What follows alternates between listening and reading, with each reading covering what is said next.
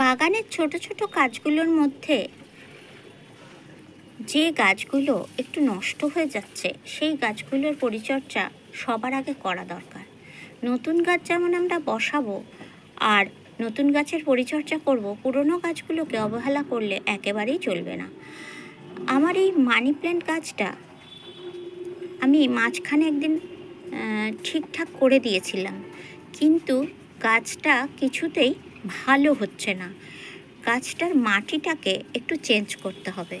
তাই আমি ভাবলাম যে এই টবটাতে গাছটা না রেখে একটা অন্য টবে গাছটাকে বসিয়ে দিই। আর মানি প্ল্যান্ট বসানোটা তো কোনো ব্যাপার নয়। মানি প্ল্যান্টের কিন্তু ডাল বসালেই বা পাতা বসালে গাছ হয়ে যায়, সেটা জলেই বসান আর মাটিতে।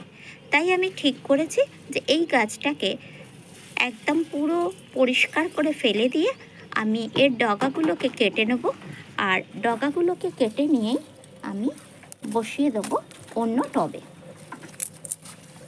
এইভাবে ডগাগুলোকে কাটবো। আর দেখুন, এমনিতেই এর শেকড় রয়েছে, আর এই শিকড় শুদ্ধ বসালে গাছ তো হবেই। আর যদি শেকড় নাও থাকে তাহলেও আপনারা এরকম ডগা কেটে গাছ বসিয়ে দিলে মানি প্ল্যান্ট এমনিতেই হয়ে যাবে। আমি এরকম একটা পাত্র নিয়েছি, এর মধ্যে আমি মানি প্ল্যান্টটা বসিয়ে দেবো। তাতে করে এই যে দেখতে বাজে লাগা, এই বাজে লাগাটা কিন্তু থাকবে না, আর গাছটা হয়ে যাবে। ভালো লাগা গাছে সকলকে স্বাগত বন্ধুরা। আশা করি আপনারা ভালো আছেন আর আমিও ভালো আছি। মানি প্ল্যান্ট গাছটা শুকিয়ে যাওয়ার কারণ দেখুন, নিশ্চয়ই দেখতে পাচ্ছেন অসংখ্য পিঁপড়ে, এবং তার সঙ্গে শিকড়ে মাটিটা এতটাই ভর্তি হয়ে গেছে, পুরোটাই শিকড়ে ভর্তি। এরকমভাবে শক্ত শিকড়ে যদি মাটি ভর্তি হয়ে থাকে তাহলে সেই গাছ এমনি দুর্বল হয়ে যাবে। যেহেতু এটা মানি প্ল্যান্ট গাছ, সেই জন্যেই গাছটা কিন্তু এতদিন বেঁচে ছিল। গাছটা যার জন্য আমি রিপোর্টিং করলাম। আর তার সাথে সাথে এই পিঁপড়ে, অন্য গাছ হলে পিঁপড়েতে শিকড় খেয়ে ফেলতো আর গাছও অনেক দিন আগেই মারা পড়তো। তাহলে বুঝতেই পারছেন যে যে কোনো গাছকেই আমাদের খুব ভালোভাবে কেয়ার করতে হবে। যতই সেটা অল্প যত্নের হোক, তবু তার দিকে একবার করে হলেও প্রতিদিন চোখ বোলাতে হবে।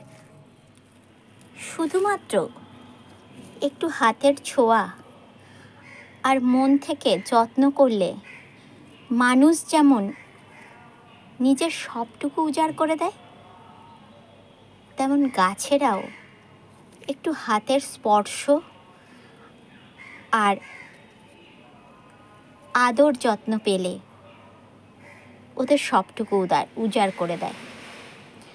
আদর যত্ন মানে আদর যত্ন, এটা কিন্তু কোনো রকম খাবার দাবার, কীটনাশক বা কোনো ফাঙ্গাসাইড, মাটি, কোনো কিছুর যত্ন নয়।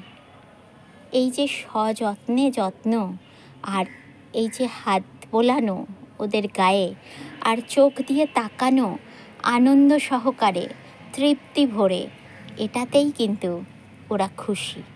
আর খুশি বলেই ও কোথা থেকে বেরিয়েছে আপনাদের খুব ভালো করে দেখাই। এই প্যারাপিটের একটা হোল আছে, সেই হোল থেকে গাছটা বেরিয়েছে। গাছের গ্রোথ কিন্তু মন্দ নয়, যদি ভালো করে দেখেন তাহলে দেখতে পাবেন ওর কাণ্ডটা কত মোটা। আর সারা দিন ধরে, সারা সকাল জুড়ে সাদা হয়ে থাকে ফুলে। পুজোর জন্য ফুল তোলার পরেও কত ফুল রয়েছে দেখুন। আমি এই গাছটাকে না দিই কোনো জল, না দিই কোনো কীটনাশক, না দিই কোনো খাবার, কিচ্ছু দিই না। প্যারাপিটের যে জলটুকুনি দেওয়া হয় সেই জল হোল দিয়ে যা বেরোয় সেটা থেকেই ও জল পায়।